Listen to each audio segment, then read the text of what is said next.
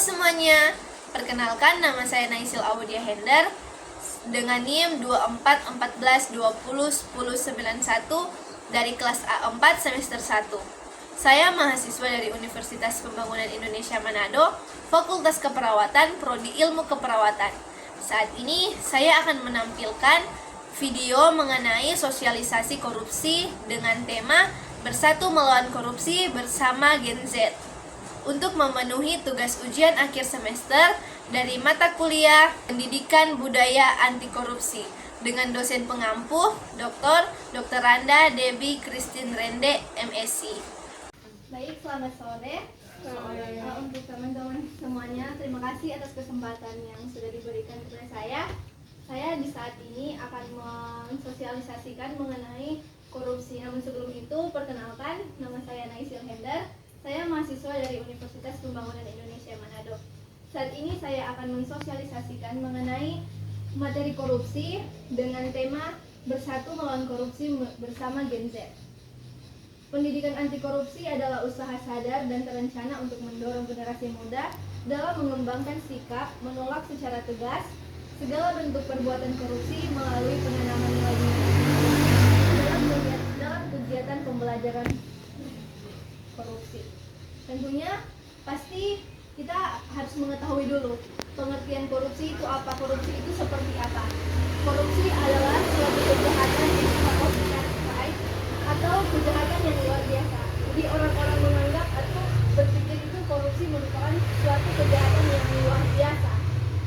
Korupsi ini berasal dari bahasa Latin yaitu corruptio atau corruptus, yakni berubah dari kondisi adil, benar, dan jujur menjadi kondisi yang sebaliknya. Korupsi adalah setiap perbuatan tidak jujur yang menggunakan suatu jabatan atau kekuasaan untuk keuntungan pribadi atau lainnya.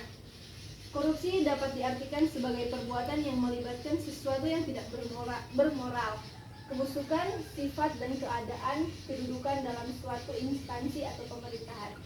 Ada pula bentuk-bentuk korupsi yang bisa pemerintah lakukan atau pejabat-pejabat yang lakukan. Itu yang pertama, kerugian negara, yang kedua suap menyuap, yang ketiga penggelapan dalam jabatan, yang keempat pemerasan, yang kelima perbuatan curang, yang keenam benturan kepentingan dalam pengadaan, yang ketujuh gratifikasi.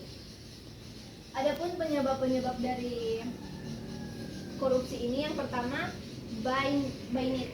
Jadi yang kedua by check, yang ketiga by greed, yang keempat by system. Kemudian ada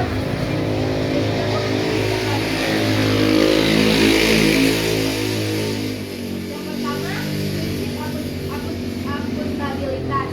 Akuntabilitas adalah kesesuaian proses kebijakan dengan pelaksanaannya. Yang ketiga transparansi. Transparansi itu semua proses atau kebijakan yang dilaksanakan secara terbuka. Yang ketiga kewajaran. Yang keempat kebijakan, dan yang kelima kontrol kebijakan. Nah, pasti pasti ada upaya yang akan kita lakukan untuk memberantas korupsi dari aksi korupsi yang telah dilakukan. Yang pertama, menggunakan sosial media.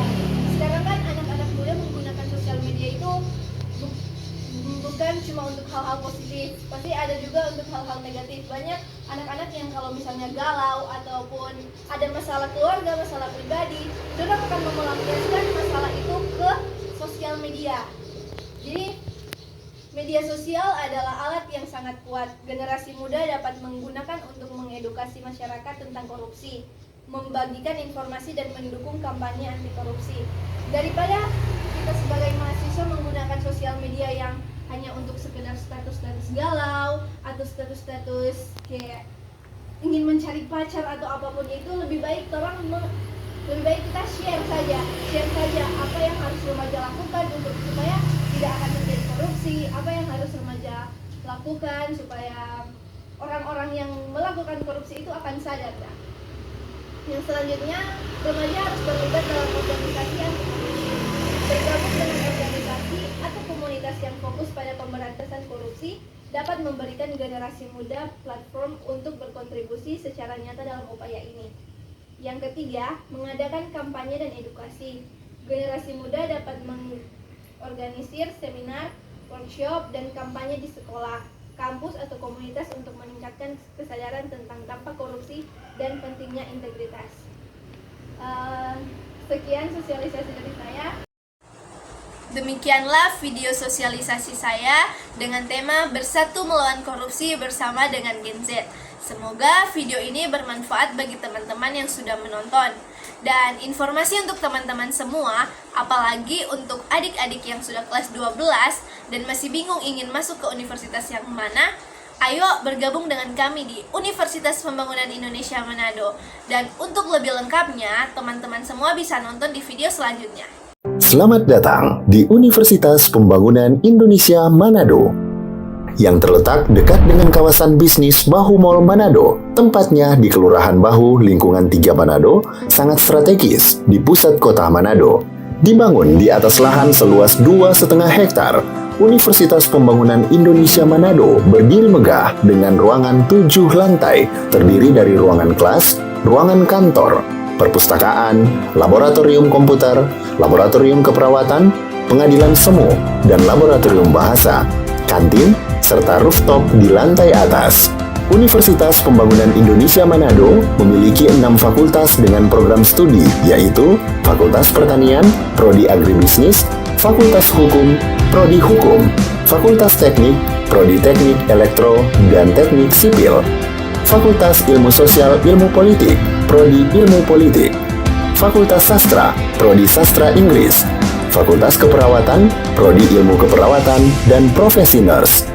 Didukung oleh sumber daya manusia yang berkompeten dan tersertifikasi, Universitas Pembangunan Indonesia Manado memiliki dosen dan tenaga kependidikan dengan latar belakang S2 dan S3 lulusan dalam dan luar negeri. Proses belajar mengajar dilaksanakan dengan teknologi informasi merujuk perkembangan dunia modern saat ini, dilakukan dengan sistem e-learning dan sistem ujian online atau ULAIN. Hasil tracer student Universitas Pembangunan Indonesia Manado dan fakultas menyebutkan lulusan UNPI sudah tersebar di dalam dan luar negeri.